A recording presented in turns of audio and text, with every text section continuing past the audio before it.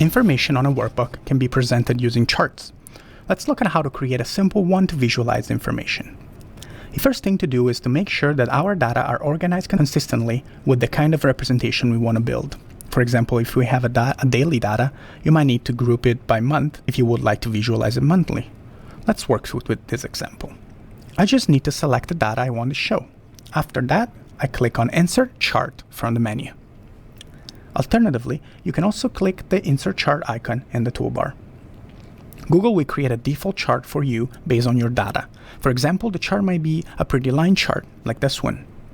However, it might not be the chart you were expecting. Don't worry, you can edit your chart using the chart editor that opens on the right-hand side of the screen. If you accidentally close the chart editor, just double-click on the chart and it will open again.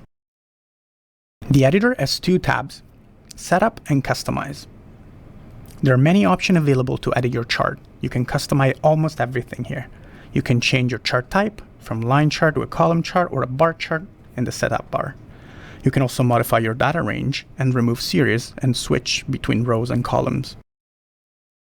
Google's idea might be different from yours, thus you might want to customize the generated chart's default appearance, from a white background to a light gray, from a red bar to a green, etc.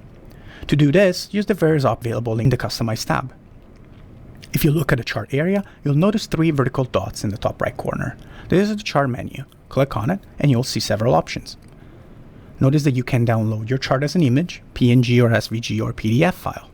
You can also copy and paste it to the other apps, such as Google Slide or Google Docs. Alternatively, you can use Ctrl-C and Ctrl-V on your keyboard to copy and paste.